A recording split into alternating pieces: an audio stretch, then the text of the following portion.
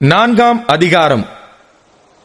யோவானை பார்க்கிலும் இயேசு அநேகம் பேரை சீஷராக்கி ஞானஸ்நானம் கொடுக்கிறார் என்று பரிசேயர் கேள்விப்பட்டதாக கர்த்தர் அறிந்தபோது யூதேயாவை விட்டு மறுபடியும் கலிலேயாவுக்கு போனார். இயேசு தாமே ஞானஸ்நானம் கொடுக்கவில்லை, அவருடைய சீஷர்கள் கொடுத்தார்கள். அவர் சமாரியா நாட்டின் வழியாய் போக வேண்டியதாய் இருந்தபடியால் யாக்கோபு தன் குமாரனாகிய யோசேப்புக்கு கொடுத்த நிலத்துக்கு அருகே இருந்த சமாரியாவில் உள்ள சீகார் எண்ணப்பட்ட ஊருக்கு வந்தார்.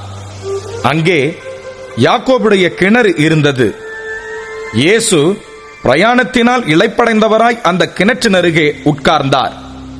அப்பொழுது ஏறக்குறைய 6ஆம் மணி வேளையாய் இருந்தது. அவருடைய சீஷர்கள் போஜன பதார்த்தங்களை கொள்ளும்படி ஊருக்குள்ளே போயிருந்தார்கள்.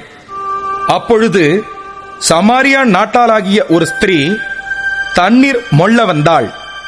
இயேசு அவளை நோக்கி, தாகத்துக்கு தா என்றார்.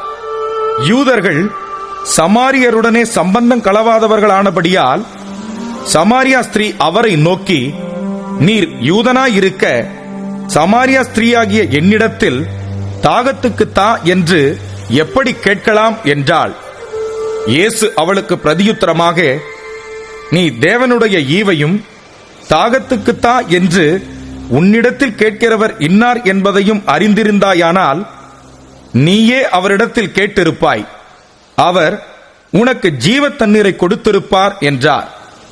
அதற்கு அந்த ஸ்திரீ, ஆண்டவரே, மொண்டு கொள்ள உம்மிடத்தில் பாத்திரம் இல்லையே, கிணறும் ஆழமாயிருக்கிறதே, பின்ன எங்கே இருந்து உமக்கு ஜீவ தண்ணீர் உண்டாகும்? இந்த கிணற்றை எங்களுக்கு தந்த நம்முடைய பிதாவாகிய யாக்கோபை பார்க்கிலும் நீர் பெரியவரோ? அவரும் அவர் பிள்ளைகளும் அவர் மிருக ஜீவன்களும் இதிலே குடித்ததுண்டே என்றாள்.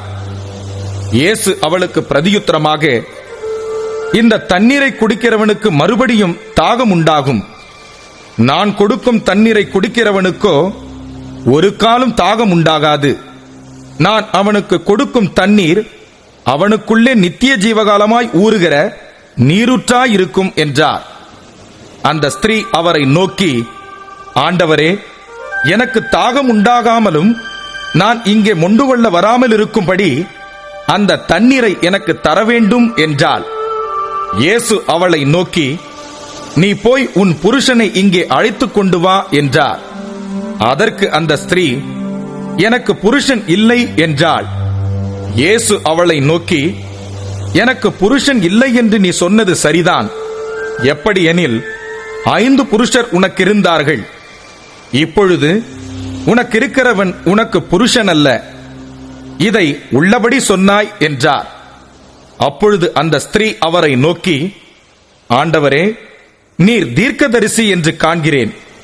எங்கள் பிதாக்கள் இந்த மலையிலே தொழுது கொண்டு வந்தார்கள், நீங்கள் எருசலேமில் இருக்கிற ஸ்தலத்திலே தொழுது கொள்ள வேண்டும் என்கிறீர்களே என்றாள். அதற்கு இயேசு, ஸ்திரீயே, நான் சொல்லுகிறதை நம்பு. நீங்கள் இந்த மலையிலும் எருசலேமிலும் மாத்திரமல்ல, எங்கும் பிதாவை தொழுது கொள்ளும் காலம் வருகிறது. நீங்கள் அறியாததை தொழுது கொள்ளுகிறீர்கள், நாங்கள் அறிந்திருக்கிறதை தொழுது கொள்ளுகிறோம். ஏனென்றால் ரட்சிப்பு யூதர்கள் வழியாய் வருகிறது. உண்மையாய் தொழுது கொள்ளுகிறவர்கள் பிதாவை ஆவியோடும் உண்மையோடும் தொழுது கொள்ளும் காலம் வரும், அது இப்பொழுதே வந்திருக்கிறது.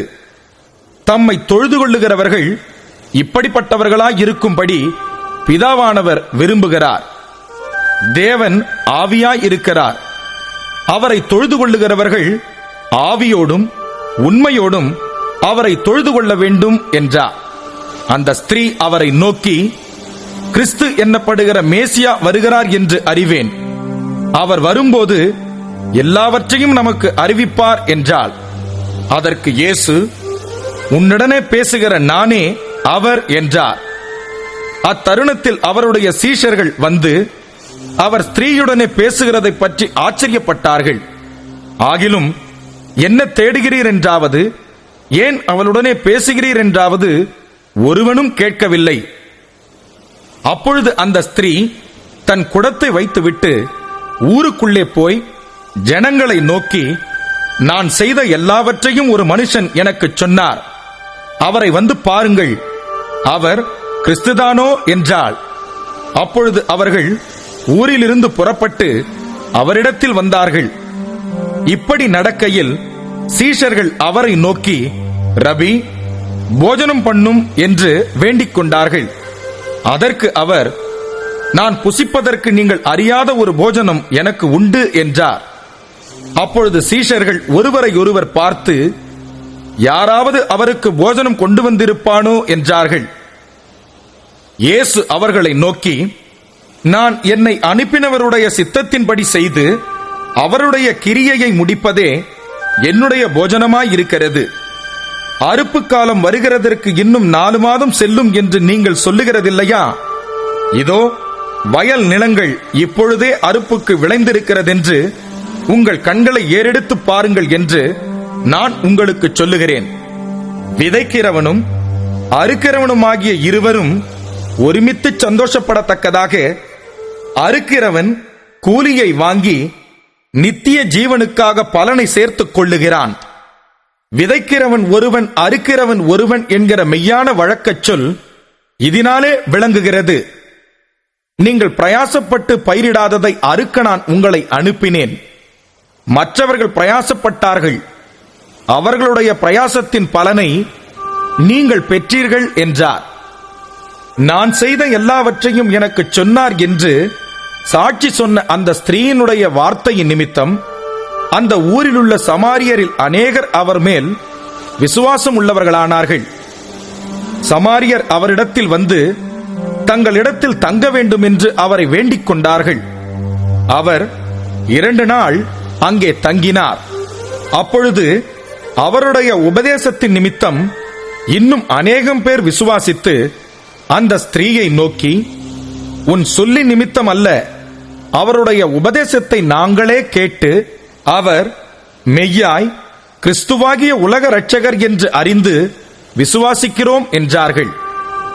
2 நாளைக்கு பின்பு அவர் அவ்விடம் விட்டு புறப்பட்டு கலிலேயாவுக்கு போனார்.